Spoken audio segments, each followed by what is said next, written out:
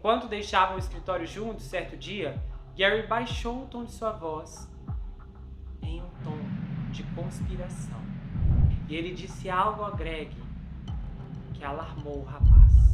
Você sabia que a Elizabeth e o Sunny têm uma relação de amizade? Greg foi totalmente pego de surpresa. Em sua concepção, era inapropriado que a CEO de uma empresa e o seu segundo executivo mais importante estivessem dormindo juntos. Mas o que o incomodava mais era que eles escondiam o fato. Ele achava que isso era uma informação crucial que deveria ser revelada aos novos contratados. Para Greg, saber disso fazia com que ele enxergasse tudo na Theranos sob uma nova perspectiva. Se Elizabeth não fora franca sobre isso, será que não poderia estar mentindo sobre outras coisas também? O nepotismo na Theranos tomou uma nova dimensão na primavera de 2011, quando a Elizabeth contratou seu irmão mais novo, Christian, como diretor associado da gerência de produção. O Christian Holmes havia terminado a faculdade há 2 anos e claramente não possuía as qualificações para trabalhar em uma empresa de diagnósticos sanguíneos. Mas isso era o que menos importava para Elizabeth. O que importava mais era o fato de que podia confiar em seu irmão, lógico. Christian era um belo jovem, seus olhos tinham a mesma tonalidade de azul escuro que os de sua irmã, mas era aí que as similaridades entre os dois começava e terminava. O Christian não tinha nada de ambição e do ímpeto de sua irmã. Ele era um cara normal que gostava de assistir a esportes, ir atrás de garotas e fazer festas com amigos. Depois de graduar-se na Universidade Duke em 2009, ele havia trabalhado como analista em uma empresa de Washington DC e dava consultoria sobre melhores práticas para empresas. Então lá na empresa, na Theranos, o Christian não tinha muito a fazer, porque ele passava a maior parte do tempo lendo sobre esportes. Para tanto, ele copiava artigos do site da ESPN, colava em e-mails em branco, dando a impressão de estar sempre ocupado nas correspondências envolvendo o trabalho. Pouco tempo depois, ele contratou 4 de seus colegas de fraternidade de Duke: Jeff Blickman, Nick Menchel, Dan Edlin e Sunny Hatsko-Metrovic. Posteriormente, um 5º amigo de Duke se juntaria ao grupo, Max Fosk. E eles dividiam uma casa alugada perto do clube de campo da Palo Alto.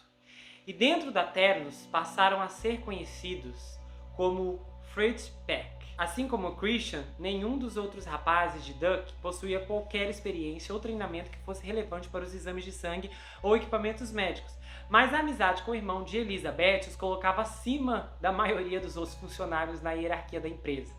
Naquela altura, Greg também convencera vários de seus colegas a se juntarem à Theranos. 2 deles eram amigos da época de faculdade no Instituto de Tecnologia da Georgia, que eram George Carr e Ted Pasco. E o terceiro era Trey Howard, um amigo que conhecera em Pasadena enquanto trabalhava na NASA. O Trey havia estudado em Duke alguns anos antes do Fritz Peck. O Jordan, o Trey e o Ted receberam a função de trabalhar no grupo de gerência de produção com o Christian e os amigos dele, mas não receberam o mesmo nível de acesso às informações mais delicadas. Muitas das reuniões super confidenciais que a Elizabeth e o Sunny faziam para decidir a estratégia sobre as parcerias com a Walgreens e com a Selfer ficavam de fora do alcance deles, enquanto Christian e seus irmãos da fraternidade eram convidados. O Fritz Peck se fazia benquisto para Sunny e Elizabeth, pois trabalhava até tarde. E o Sunny constantemente questionava o comprometimento dos funcionários com a empresa. E o indicador desse comprometimento era o número de horas que a pessoa trabalhava, não importava se estava realizando algo produtivo ou não. Às vezes, o Sunny ficava sentado na sala de conferências, que era com parede de vidro, analisando as fileiras de cubículos e tentando identificar quem estava fazendo o corpo mole. Então, muitas vezes, as inúmeras noites que ficavam até tarde trabalhando no escritório não deixavam espaço para se exercitarem. Então, o Christian e os seus colegas faziam exercícios escondidos durante o dia. Para escapar do olhar cuidadoso de Sunny, eles saíam do prédio em horários diferentes, usando saídas distintas. Eles também sempre cuidavam para não voltarem todos ao mesmo tempo. O Ted Pasco, que havia deixado a carreira em Wall Street para tentar a sorte no Vale do Silício, mas que não tinha instruções claras sobre qual era o seu dever na Theranos, divertia-se controlando os horários das saídas e entradas deles. Certo dia, vários membros do Frat Pack juntaram-se a Greg e aos seus outros 2 colegas do departamento de engenharia para almoçar no grande terraço que dava de frente para o estacionamento. E aí rolou um debate sobre o baixo QI de alguns dos melhores jogadores de futebol do mundo. E eles começaram a discutir e chegaram na seguinte pergunta: você preferiria ser inteligente e pobre ou burro e rico? Então os 3 engenheiros da equipe do Greg escolheram inteligente e pobre. Mas a equipe do Christian Friedbeck votaram por burro e rico de forma unânime. O Greg ficou surpreso pela clara divisão que havia entre os 2 grupos. Todos eles tinham entre 25 e 30 anos de idade e uma boa educação, mas os valores eram muito diferentes. Christian e seus colegas estavam sempre prontos para atender aos pedidos de Elizabeth e de Sunny. Sua disposição em agradar ficou em evidência quando a notícia da morte do Steve Jobs se espalhou no dia 5 de outubro de 2011. A Elizabeth e o Sunny queriam prestar suas homenagens a Steve Jobs ao hastear uma bandeira da Apple a meio mastro em frente ao prédio na Riven Avenue. Na manhã seguinte, o Jeff Blickman, um ruivo alto que jogava beisebol no time da universidade em Duck, voluntariou-se para a missão. Como não encontrou nenhuma bandeira da Apple do jeito que queria, ele mandou fazer uma customizada em vinil. O famoso logo da Apple ficava em destaque contra um fundo branco. A loja no qual ele fez o pedido demorou um pouco para terminar. Então Jeff voltou ao trabalho apenas mais tarde naquele dia. Nesse meio tempo, o trabalho na empresa ficou praticamente parado, enquanto Elizabeth e o Sunny andavam pelo escritório se lamentando, tomados pela caça à bandeira da Apple. O Greg já sabia da fascinação que Elizabeth tinha por Jobs, porque ela se referia a ele como Steve, como se fossem amigos próximos. Certa vez ela disse que o documentário que apoiava aquela teoria alternativa de que a tragédia que aconteceu com aquelas 2 torres lá em setembro, a base dessa teoria que quase metade dos americanos acreditam é que o governo americano, a CIA, enfim, estavam por trás do que aconteceu aquele dia, considerando inúmeras coisas suspeitas que nunca foram explicadas até hoje. E esse documentário estava no iTunes, eu não sei se ainda está hoje em dia. Mas a Elizabeth disse a ele que o Steve não permitiria que esse documentário estivesse no iTunes se ele não acreditasse que fosse verdade. O Greg achava aquilo uma besteira. Ele tinha certeza que o Steve Jobs não ficava fazendo uma varredura em todos os filmes à venda ou para locação no iTunes. E Elizabeth parecia ter essa imagem exagerada dele como um ser onipresente e onisciente. Cerca de 2 meses depois, a partida do Steve Jobs, alguns colegas de Greg, no departamento de engenharia, começaram a perceber que Elizabeth passara a adotar alguns comportamentos e técnicas gerenciais que foram descritas na biografia do fundador da Apple, escrita por Walter Isaacson. Todos eles estavam lendo o livro também e conseguiam identificar em qual capítulo a Elizabeth estava com base no período da carreira de Jobs que ela personificava. E a Elizabeth até deu um codinome ao Minilab, inspirando-se em Jobs, o 4S. Era uma referência ao iPhone 4S que, coincidentemente, foi anunciado pela Apple um dia antes da partida do Sr. Jobs. Bom, o período de lua de mel do Greg com a Theranos acabou quando a irmã dele se candidatou para um trabalho na empresa. E após a entrevista, tanto com Elizabeth como com Sunny, em abril de 2011, ela recebeu uma proposta para trabalhar na equipe de gerência de produção no mês seguinte, mas decidiu recusá-la para continuar trabalhando no escritório de contabilidade PwC. No dia seguinte, que era um sábado, o Greg trabalhava no escritório. A Elizabeth também estava lá, mas ela já não deu atenção nenhuma a ele, era como se ele não existisse. E ele achou aquilo estranho, pois ela sempre fazia questão de cumprimentá-lo, especialmente nos fins de semana. Na outra semana, o Greg não foi mais convidado para as reuniões de brainstorming que ela fazia com o Kent. E aí ficou claro para ele que ela havia levado a decisão de sua irmã para o pessoal e agora ele pagava o preço por isso. Não muito tempo depois, a própria relação de Kent com Elizabeth também esfriou. Para todos os efeitos, o Kent era um arquiteto-chefe do Minilab. E o Kent era um engenheiro talentoso que adorava construir coisas e também se aventurava com um projeto em paralelo que tocava em seu tempo livre. Luzes para a bicicleta que iluminavam as rodas e a estrada, oferecendo uma maior visibilidade e segurança para os ciclistas noturnos. E ele lançou sua ideia no site de financiamento coletivo Kickstarter. E para sua grande surpresa, ele arrecadou 215 mil em 45 dias. Foi a 7ª maior quantia arrecadada coletivamente naquele ano. O que era apenas um hobby parecia ter o potencial de tornar-se um negócio viável. Aí o Kent contou sobre sua campanha bem-sucedida para Elizabeth e ele achou que ela não se importaria. Porém, ele jamais previu o que aconteceria. Ela e o Sunny ficaram furiosos. Eles entenderam aquilo como um grande conflito de interesses e pediram que ele transferisse a patente de suas luzes de bicicleta para a Theranos. Eles sustentaram que toda a papelada que o Kent havia assinado ao iniciar na empresa dava a Theranos o direito de propriedade intelectual ao que ele produzisse enquanto fosse funcionário lá. E o Kent disse, não, eu estava fazendo isso em meu tempo livre. Eu não fiz nada errado. E ele disse, eu não consigo entender como um novo tipo de luzes para bicicletas pode ser uma ameaça para uma fabricante de equipamentos de exames de sangue. E Elizabeth e Sunny falaram, não, você tem que passar para nós, é nosso direito.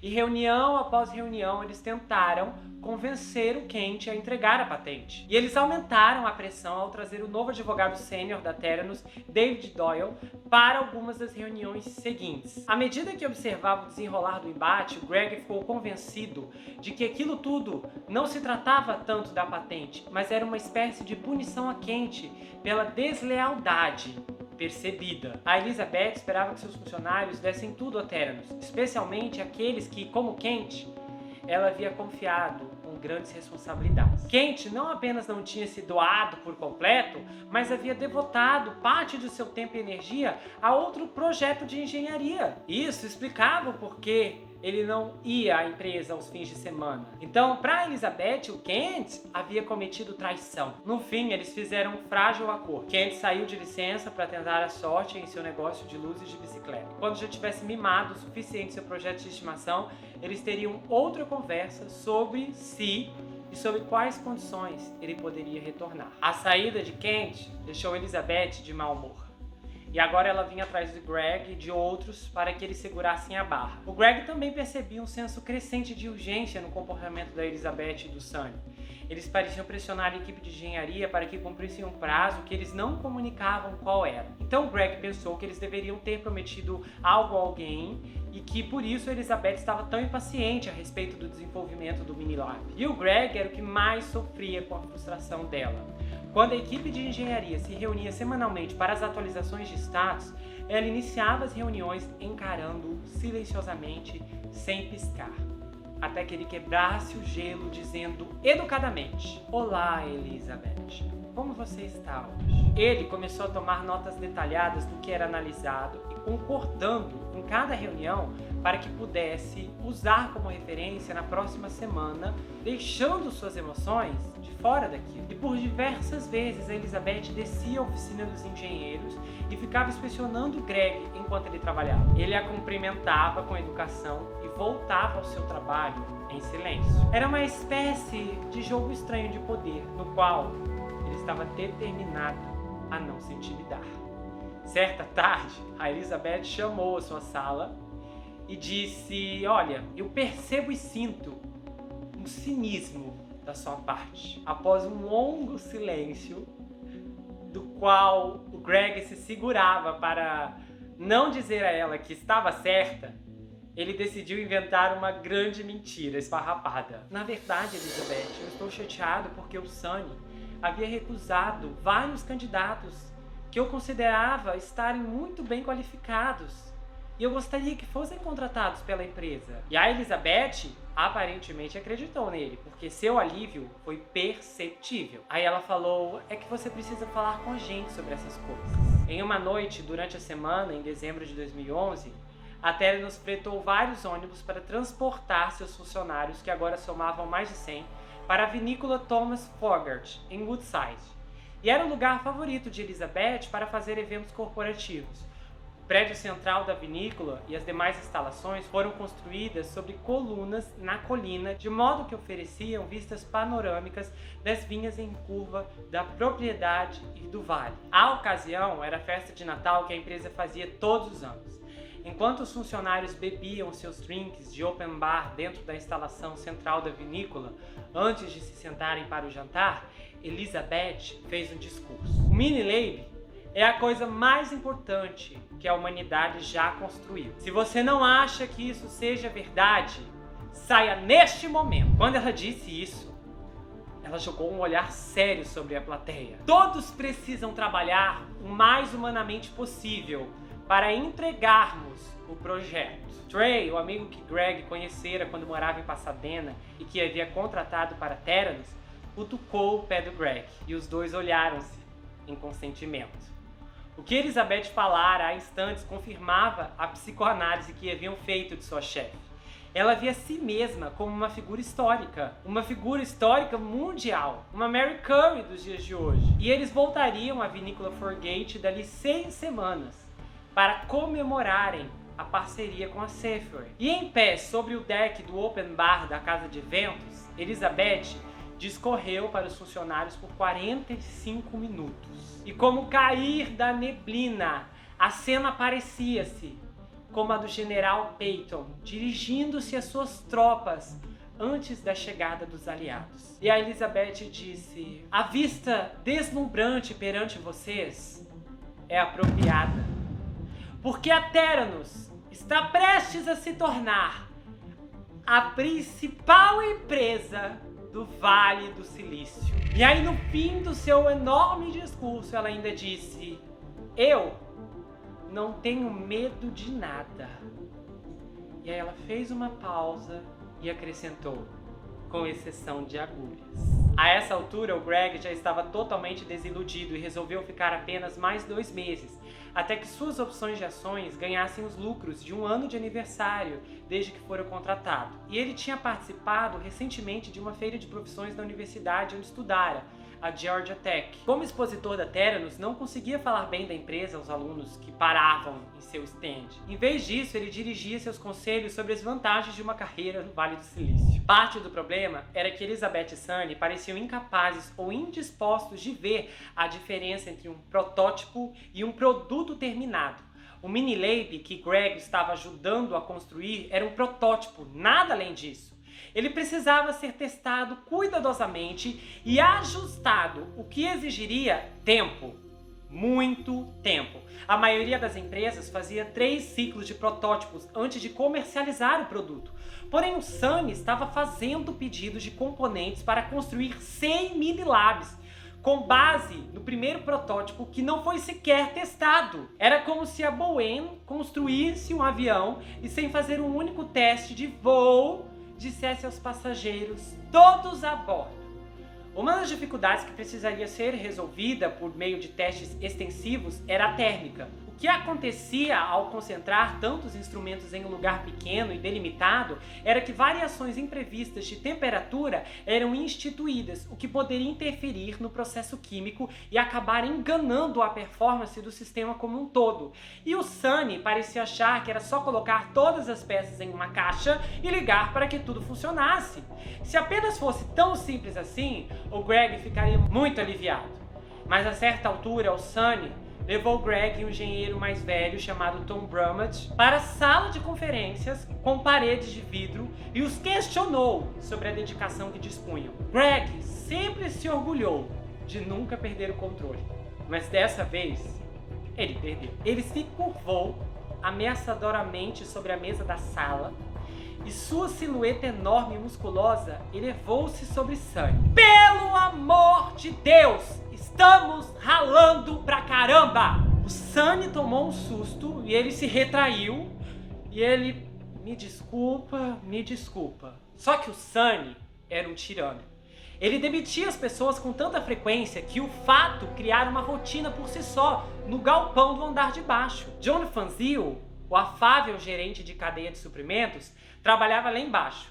E era o lugar onde os funcionários se sentiam bem para desabafar e fofocar. A cada poucos dias, Edgar Paz, que era o chefe da equipe de segurança da Theranos, descia com um olhar travesso e com um crachá escondido em sua mão. Quando o viam, John e a equipe de logística juntavam-se ao redor dele, já sabendo o que viria pela frente. Enquanto se aproximava, o chefe da equipe de segurança, o Edgar, se aproximava lentamente, girando o crachá pela cordinha, revelando a foto e causando suspiros de surpresa. Esse era a mais recente vítima de Sunny. O John tinha se tornado um bom amigo do Greg, do Jordan, do Trey e do Ted. Juntos, os 5 formavam uma pequena ilha de sanidade na empresa. Provavelmente, John era o único gerente estratégico da cadeia de suprimentos na área da Bahia, que trabalhava a apenas alguns metros da fria porta de enrolar da plataforma de cargas. Mas ele gostava disso, pois o mantinha longe do controle de Sunny e de seu foco obsessivo em quantas horas cada um trabalhava. E numa certa manhã, em fevereiro de 2012, um dos caras que trabalhava no recebimento apareceu com seu lindo carro novo. Todo orgulhoso mostrou ao John, que o parabenizou pela compra. Porém, no dia seguinte, o carro apareceu um belo amassado. Alguém havia batido nele no estacionamento da empresa. E o John descobriu o culpado após verificar todos os outros carros no estacionamento em busca de sinais da colisão. E o carro do culpado pertencia a um dos novos consultores indianos que Sunny havia trazido para ajudar com o desenvolvimento do sistema. E o John confrontou o dono do carro quando ele saiu para fumar com seus colegas durante o intervalo. E ele negou, mesmo após John ter medido o amassado no Acura com uma fita métrica, comprovando que era do mesmo tamanho do arranhado no carro dele, um truque que havia aprendido observando policiais. John aconselhou seu colega de armazém a fazer um boletim de ocorrências na polícia e mostrar as evidências. Foi então que a situação saiu do controle. Os consultores indianos subiram à sala de Sunny para reclamar, o que fez com que ele descesse com tal fúria que suas mãos tremiam visivelmente. Ah, é? Quer bancar o policial? Então vai ser policial, John. E o Sunny se virou para os seguranças que estava perto e disse: Tire-o daqui agora! Após ter assistido a Edgar Paz todo brincalhão, revelando a identidade de vários funcionários que Sunny havia demitido no último ano, era a vez de John tomar um pontapé. Greg não engoliu a demissão de seu amigo e isso consolidou sua decisão de sair da empresa. Um mês depois, um jovem engenheiro com quem ele trabalhava torrou algumas placas eletrônicas do Minilab sem querer. Sunny convocou o Greg e o Tom Brummett para sua sala e ordenou furiosamente que eles contassem de quem era a culpa. E eles se recusaram, sabendo muito bem que o Sunny mandaria o jovem embora caso eles o entregassem. Na realidade, as ações de Greg tinham acabado de render os juros de aniversário. Mais tarde, naquele mesmo dia, ele voltou à sala de Sunny para entregar seu pedido de demissão. O Sunny calmamente o aceitou e assim que Greg saiu de sua sala, chamou Trey, Jordan e Ted. Os 3 garantiram que a decisão de Greg não os afetava e que eles permaneciam comprometidos para trabalhar na Theranos, ainda por muito tempo, sabendo que era o que Sunny queria ouvir. Greg ainda trabalhou mais um sábado durante seu aviso prévio e o Sunny ficou muito agradecido e o convidou para uma reunião que Elizabeth faria na segunda-feira em Newark, uma pequena cidade que ficava do outro lado da Baía de São Francisco. E a Theranos havia alugado um local enorme para fabricar o Minilab em grandes quantidades. E Elizabeth estava revelando o lugar cavernoso e vazio aos funcionários. E ela percebeu o Greg na plateia. E olha agora, gente. Então, enquanto ela discursava, ela prendeu seu olhar nele. E ela disse: se alguém aqui acredita que não está trabalhando na melhor coisa que os humanos já construíram, ou se você está sendo cínico, então você deve sair. E ela falou tudo isso enquanto olhava para Greg. Depois, ela elogiou o Trey, o Jordan e o Ted na frente de todos, na frente de uma multidão de 150 funcionários reunidos.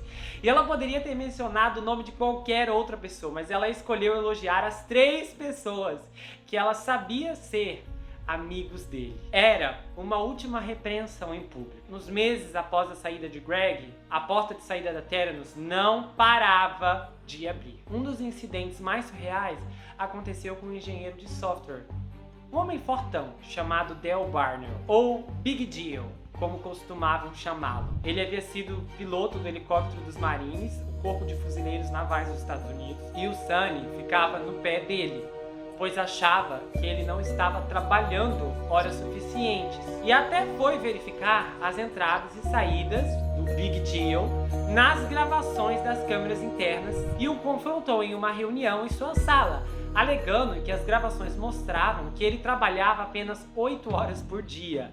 E ele disse: "Eu vou consertar você." Só que o Big Deal não queria ser consertado, ele não estava quebrado, ele não era um brinquedo.